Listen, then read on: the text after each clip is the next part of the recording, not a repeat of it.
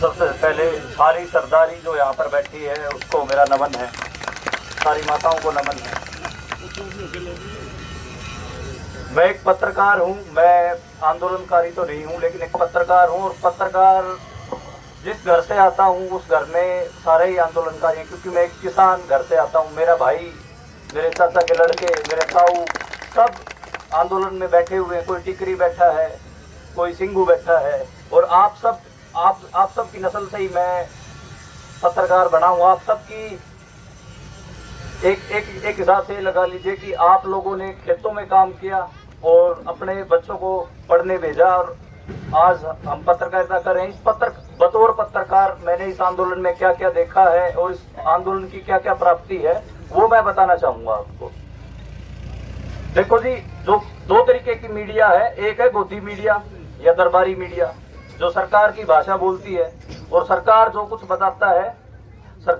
बताती है वो उसी सुर में बोलती है। दूसरी मीडिया है जो आप लोगों की मीडिया है, जनता की मीडिया है, जो ग्राउंड जीरो से बिल्कुल आपके बीच से सही रिपोर्टिंग करती है। तो मुझे मान है कि मैं जो दूसरी मीडिया है जो आप लोगों के बीच से रहकर रिपोर्टिंग करती है उसका एक हिस्सा हूँ, उसका एक छोटा सा पत्रकार हूँ।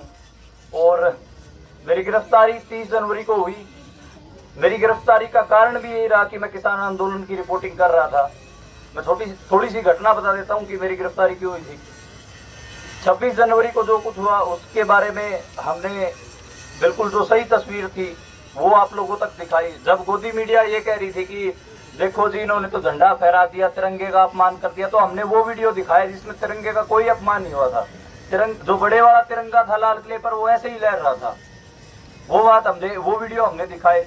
29 जनवरी को जब सिंगू बॉर्डर पर दिल्ली की तरफ से बीजेपी और आरएसएस के गुंडे किसानों के ऊपर पत्थर चलाने आते हैं तो उनकी वीडियो हम रिकॉर्ड करते हैं, और जो पुलिस वालों ने उनको रास्ता दिखाया उनकी वीडियो हम बनाते हैं, और साथ में मेहनत करके उन लोगों के नाम भी बताते हैं जो उनमें पत्थर मारने आए थे, किसानों के, जो बीजेपी के नेता थे। इसकी एवज में 30 जनवरी को मुझे सिंगू बॉर्डर से गिरफ्तार किया जाता है और 31 जनवरी को मुझे तिहाड़ जेल में भेज दिया जाता है। लेकिन आप सभी का साथ था, पंजाब, हरियाणा, पश्चिम उत्तर प्रदेश और राजस्थान के किसानों का साथ था कि मुझे जमानत मिली और मैं जमानत में बाहर हूँ। आप लोगों ने मेरे लिए बहुत आवाज उठाई, उसके लिए मैं आप सबका शुक्रगुजारी हूँ। अब उस बात पे आते हैं कि जब गोदी मीडिया बोलता है कि ये तो जी किसान नहीं है, आतंकवादी हैं और नक्सली हैं, ये तो खालिस्तानी हैं, इनके आंदोलन से कुछ नहीं होना।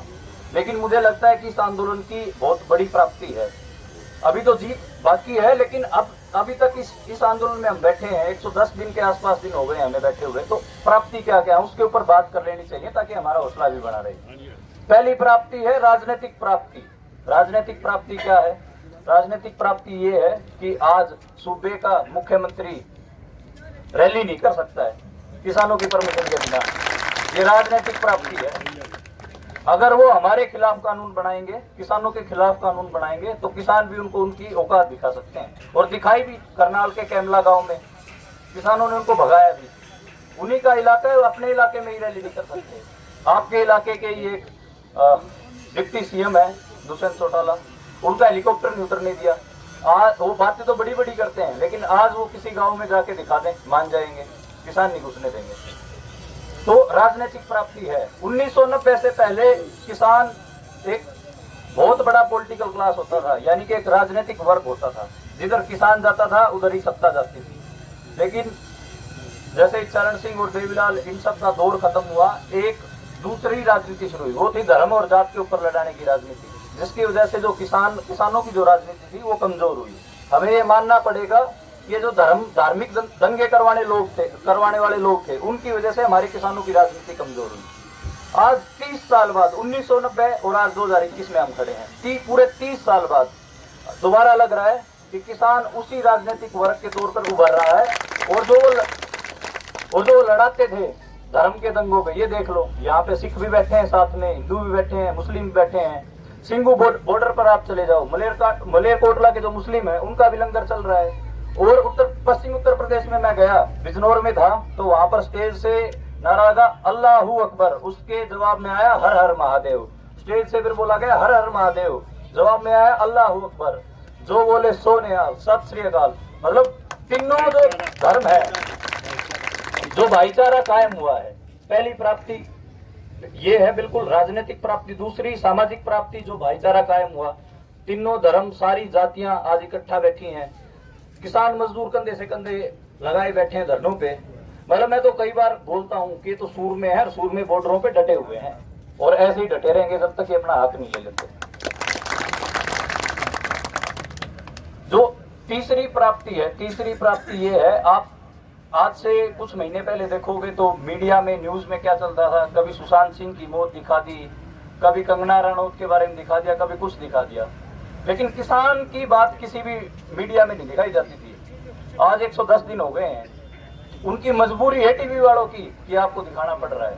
आप लोग जैसे ही दिल्ली बॉर्डरों पे गए हो, टिकरी बॉर्डर गए, शाहजहांपुर बॉर्डर गए, सिंघू बॉर्डर गए, जैसे ही आप बॉर्डरों पे गए उसके बाद से टीवी को आपको दिखाना पड़ रहा है। आप लोग जो, मैं एक रिसर्च बताता हूँ, मीडिया में जब मैं मीडिया का विद्यार्थी था तब मैं पढ़ता था, जो ग्रामीण भारत है, जो पेंडू जड़ा अपना पेंडू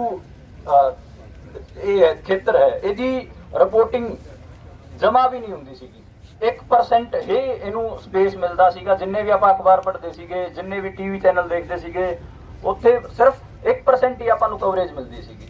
की हो गया, दिने कोई एक अद्धी ही कोई खबर होंदी सीगी खेतीबाड़ी बारे। हुण आप जी टीवी चला के देखो, खेतीबाड़ी बारे ही डिस्कशन हुंदा है। ਤਾਂ ਇਹ ਆਪਣੀ ਜਿੱਤ ਹੈਗੀ ਆ।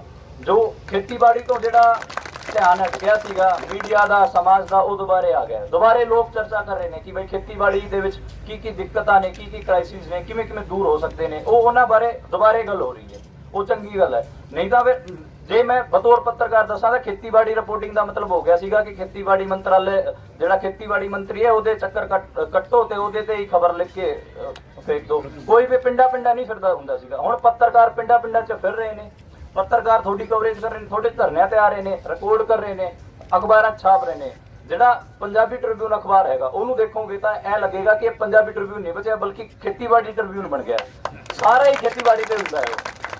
ਕੋਈ ਵੀ ਅਖਬਾਰ ਚੱਕ ਕੇ ਦੇਖ ਲਓ, ਕਿਸਾਨਾਂ ਦੀ ਖਬਰਾਂ ਹੁੰਦੀਆਂ ਨੇ। ਤੇ ਇਹ ਆਪਣੀ ਜਿੱਤ ਹੈਗੀ ਆ ਕਿ ਆਪਣੇ ਬਾਰੇ ਚਰਚਾ ਵੀ ਹੋ ਰਹੀ ਹੈ, ਆਪਣੇ ਬਾਰੇ ਗੱਲ ਹੋ ਰਹੀ ਹੈ, ਆਪਣੇ ਬਾਰੇ ਖਬਰਾਂ ਵੀ ਛਪ ਰਹੀਆਂ ਨੇ ਤੇ ਆਪਣੀ ਜਿਹੜੀ ਦਿੱਕਤਾਂ ਨੇ ਉਹਨਾਂ ਬਾਰੇ ਵੀ ਸੀਰੀਅਸਲੀ ਹੁਣ ਗੱਲ ਹੋ ਰਹੀ ਹੈ। ਤੇ ਤਿੰਨ ਪ੍ਰਾਪਤੀਆਂ ਵੱਡੀਆਂ ਨੇ। ਇੱਕ ਮੈਂ ਪ੍ਰਾਪਤੀ ਜ਼ਰੂਰ ਕਹਿਣਾ ਚਾਹਾਂਗਾ, ਉਹ ਸੀਗੀ ਕਿ ਜਿਹੜੇ ਆਪਣੇ ਪੰਜਾਬ ਹਰਿਆਣੇ ਦੇ ਯੂਥ ਸੀਗਾ ਉਹਨੂੰ ਉਹਦੇ ਤੇ ਜਿਹੜਾ ਧੱਬਾ ਲਾਇਆ ਜਾਂਦਾ ਸੀਗਾ ਕਿ ਇਹ ਤਾਂ ਜੀ ਉੜਦਾ ਪੰਜਾਬ ਹੈ, ਇਹ ਤਾਂ ਨਸ਼ਿਆਂ ਨੇ ਖਾ ਲਿਆ ਜੀ, ਹੈਨਾ, ਉਹ ਸੀਗਾ। ਹੁਣ ਦੇਖ ਲਓ 26 ਨਵੰਬਰ ਨੂੰ ਦੇਖਿਆ ਹੀ ਹੋਣਾ, ਉਹੀ ਯੂਥ ਸੀਗਾ ਜਿਹਨੇ ਆਪਣੇ ਟਰੈਕਟਰਾਂ ਤੋਂ ਇਹਨਾਂ ਦੇ ਬੈਰੀਗੇਡ ਖਿੱਚ ਕੇ ਪਰਾਂ ਮਾਰੇ। ਉਹੀ ਯੂਥ ਹੈਗਾ ਲੰਗਰਾਂ 'ਚ ਸੇਵਾ ਦੇ ਰਿਹਾ ਹੈ। ਮੈਂ ਕਿਸੇ ਵੀ ਟੋਲ ਤੇ ਜਾਂ ਫਿਰ ਕਿਸੇ ਵੀ ਲੰਗਰ 'ਚ ਜਾਂਦਾ ਦੇਖਦਾ ਵੱਡੀ ਗਿਣਤੀ 'ਚ ਯੂਥ ਉੱਥੇ ਸੇਵਾ ਕਰ ਰਿਹਾ ਹੈ, ਵੱਡੀ ਗਿਣਤੀ 'ਚ ਯੂਥ ਬਾਰਡਰਾਂ ਤੇ ਡਟਿਆ ਹੋਇਆ ਹੈ। ਤੇ ਜਿੰਨੇ ਵੀ ਬਜ਼ੁਰਗ ਨੇ ਉਹਨਾਂ ਦੀ ਗੱਲਬਾਤ ਮੰਨ ਕੇ ਉਹਨਾਂ ਦੇ ਅਕੋਰਡਿੰਗ ਹੀ ਚੱਲ ਰਿਹਾ ਹੈ। ਤੇ ਬਜ਼ੁਰਗਾਂ ਕੋਲ ਹੋਸ਼ ਹੈਗਾ, ਯੂਥ ਕੋਲ ਜੋਸ਼ ਹੈਗਾ, ਤੇ ਹੋਸ਼ ਤੇ ਜੋਸ਼ ਦਾ ਜਿਹੜਾ ਕੰਬੀਨੇਸ਼ਨ ਹੈ ਹੁਣ ਆਪਾਂ ਨੂੰ ਦੇਖਣ ਨੂੰ ਮਿਲਦਾ ਹੈ। ਤੇ ਜਿਹੜਾ ਆਪਣੇ ਮਤਲਬ ਇਹ ਤੋਮਤ ਸੀ ਨਾ ਕਿ ਬਈ ਇਹ ਤਾਂ ਉੜਦਾ ਪੰਜਾਬ ਹੈ, ਉੜਦਾ ਹਰਿਆਣਾ, ਇਹ ਤਾਂ ਨਸ਼ੇੜੀ ਹੈ, ਉਹ ਦੇਖ ਲਓ ਨਸ਼ੇੜੀ ਨੁਸ਼ੇੜੀ ਕੋਈ ਨਹੀਂ। ਜੇ ਸਾਡੇ ਤੇ ਆਊਗੀ ਤਾਂ ਅਸੀਂ ਲੜਾਂਗੇ। ਤੇ ਮੈਂ ਇਹੀ ਕਹਿ ਰਿਹਾ ਕਿ ਮੈਂ ਆਪਣੇ ਜਿਹੜੇ ਬਜ਼ੁਰਗ ਹੈਗੇ ਉਹਨਾਂ ਨੂੰ ਵੀ ਇਹੀ ਕਹਿ ਰਿਹਾ ਕਿ ਜੇ ਯੂਥ ਨੂੰ ਤੁਸੀਂ ਚੰਗੇ ਰਾਹੀਂ ਪਾਓਗੇ, ਸੰਘਰਸ਼ ਕਰਨਾ ਸਿਖਾਓਗੇ ਆਪਣੇ ਨਾਲ ਬਿਠਾ ਕੇ, ਤੇ ਉਹ ਤੁਹਾਡੇ ਨਾਲ ਮੋਢੇ ਤੇ ਮੋਢਾ ਲਾ ਕੇ लड़ूगा, है ना। ये जो नस्ल हमारी नस्ल की लड़ाई है और फसल की लड़ाई है। फसल और नस्ल की लड़ाई में तो आपको अपनी अगली पीढ़ी भी तैयार करनी पड़ेगी। क्या अभी थोड़ी ना आप विपदा आई है, क्या पता आगे दोबारा फिर आप लोगों के ऊपर आ जाए विपदा, आ जाए कोई और विपदा आ जाए। इसलिए अगली पीढ़ी भी तैयार करनी है। अपने जो बच्चे हैं उनको भी सिखाना है कि संघर्ष कैसे करना है, आंदोलन कैसे करना है, आंदोलन में लोगों को जोड़ना कैसे है, बोलना कैसे है, बात कैसी रखनी है, कौन से मुद्दे होंगे जिन पर आपको खड़ा होना पड़ेगा। तो ये बातें आप लोगों को सिखानी पड़ेंगी। मतलब एक हिसाब से एक ये स्कूल चल रहा है, ये स्कूल है लोकतंत्र का स्कूल, हमारे संघर्षों का स्कूल। इसमें जो बड़े बुजुर्ग हैं वो प्रोफेसर हैं और जो हम बच्चे हैं, नौजवान हैं, हम विद्यार्थी हैं। आप लोगों को हमें सिखाना पड़ेगा कि देखो भाई सिर्फ और सिर्फ जो मुश्किल है वो अभी नहीं आई है, आगे भी आ सकती है। तो आगे के लिए आपको तैयार होना पड़ेगा। तो जो तैयारी है यूथ की वो आप लोगों को बराबर करती रहनी पड़ेगी। मैं बस इतना ही कहना चाहूँगा, अगर कोई और कुछ मेरे से पूछना है आप लोगों को, कोई सवाल कोई हो कुछ और आपके मन में, तो मैं तैयार हूँ, यहीं खड़ा हूँ। आप मेरे से इसके बाद मैं यहीं पे हूँ 1-1.5 घंटा चाय पानी पे, जैसे भी आप बातचीत करना चाहें, मैं आपका बेटा हूँ, बातचीत कर सकते हैं। अगर मेरे से कोई गलती हो तो मेरा कान मरोड़ सकते हैं, कान मरोड़ना आपका काम है ना। तो मैं तो कह ही रहा हूँ कि आप हमें सिखाओ, जो भी आपको लगता है कि जो हमें करना चाहिए नौजवानों को, वो आप जरूर हमें बताओ, हम करेंगे वैसे ही। शुक्रिया जी।